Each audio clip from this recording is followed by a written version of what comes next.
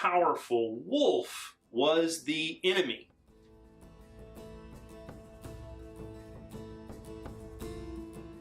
And so the story goes that after 2 failed attempts by the gods in binding the great wolf, Fenris finally agreed to be bound if one of the gods placed his hand within the giant wolf's mouth as a sign of good faith to release him afterwards. Tyr, god of courage, was the only one brave enough to take up the challenge. This time, the bonds kept, crafted by the dwarves out of impossible things.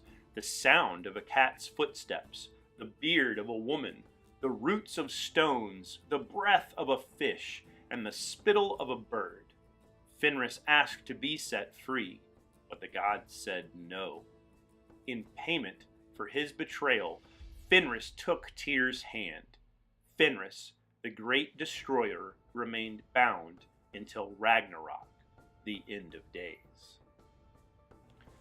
Tyr is the eldest of the gods, historically speaking, at least as far as research can go. The root of his name is the same as Zeus and Jupiter, that being Tiw, T-I-W, or Tiwaz. The Z is added when words are reconstructed from ancient times. He was the ancient sky god. This means Tyr's Viking Age connection to Fenris is all the more interesting. In the story, Tyr sacrifices his hand to the wolf, but at Ragnarok, it is Odin who is devoured, with a lesser wolf, that being Garm from Hell, killing Tyr. It's clear that there was some greater connection, and likely Garm was a late addition to the lore, as Odin transplanted Tyr as the king of the gods and took aspects of Tyr's story and cult that are now mostly lost to time. With the tale of Fenris and Tyr, we have a glimpse into a greater mystery, a story we will likely never ever know the full telling of. Tyr is a god of truth, justice, and war. It's no wonder that such an honorable god resonates with modern soldiers. Because of my work, I often interact with military pagans, and Tyr is a god that they are drawn to.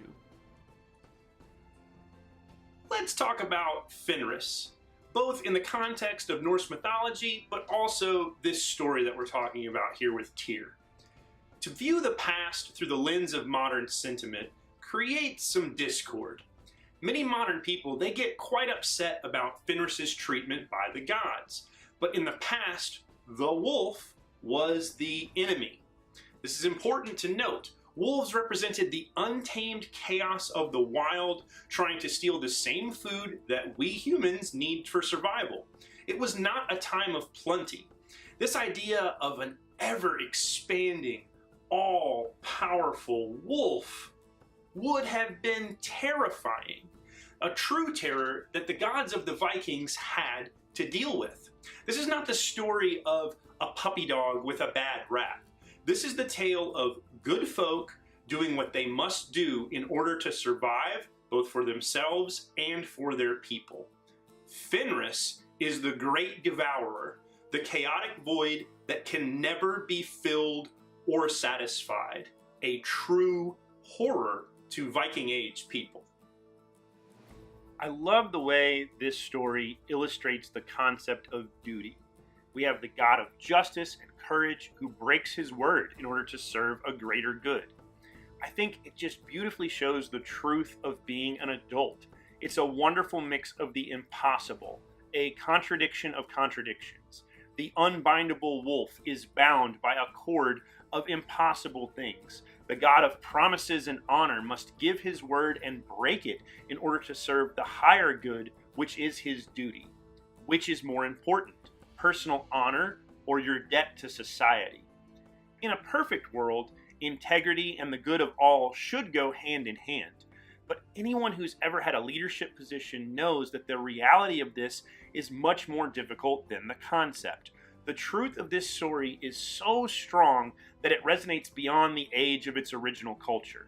Leadership, duty, honor, protecting the ones we love, and the communities that we live in and participate in, these stories ring just as true today as they did over 1,000 years ago. The Tyr rune survives and it has various rune poems. The Icelandic says, Tyr is one-handed, Aesir god, often a smith must blow. In Sweden, it says, time makes it proceed. In Danish, Tyr is Baldur's brother, one-handed Aesir god, wolf's leftovers. In Anglo-Saxon runes, glory is a guiding sign. It keeps good faith with nobility. Over the cloud of night, it is always on its path. It never fails. Tyr's hand is a symbol.